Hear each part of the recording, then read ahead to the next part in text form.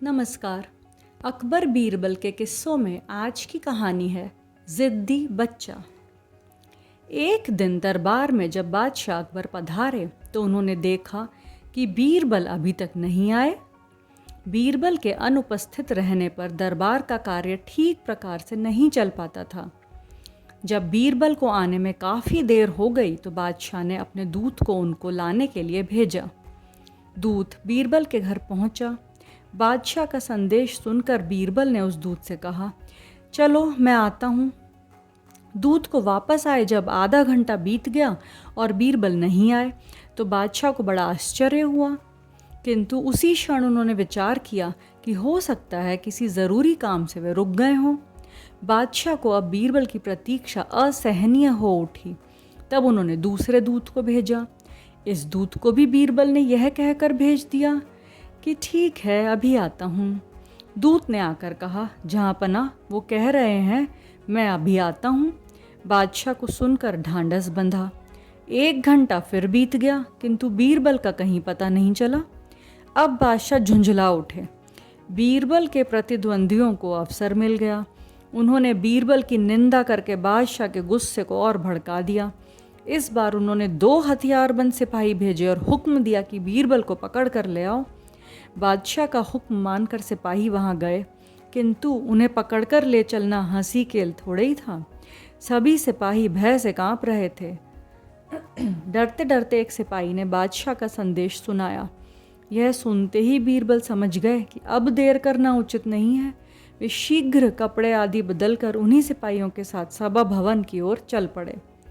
दरबार में पहुंचकर बादशाह को अदब से सलाम करने के पश्चात बीरबल अपने स्थान पर बैठ गए।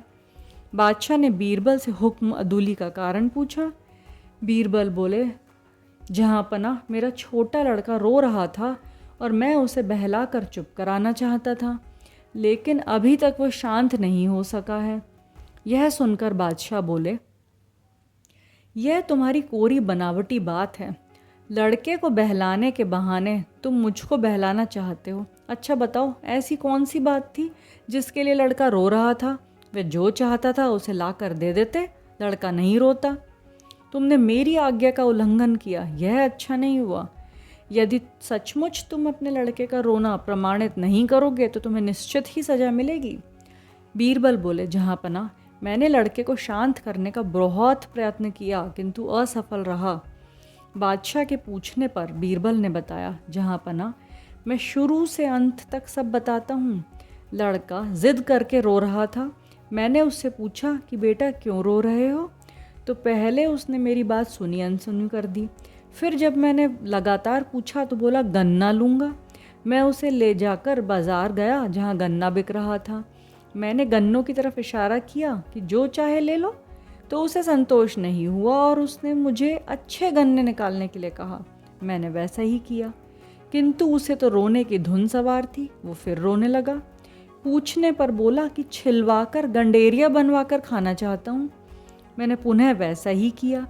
गंडेरिया चूसते चूसते जब उसका पेट भर गया तो उसने चूसने से इनकार कर दिया और कुछ देर चुप रहने के बाद फिर रोना पीटना शुरू कर दिया।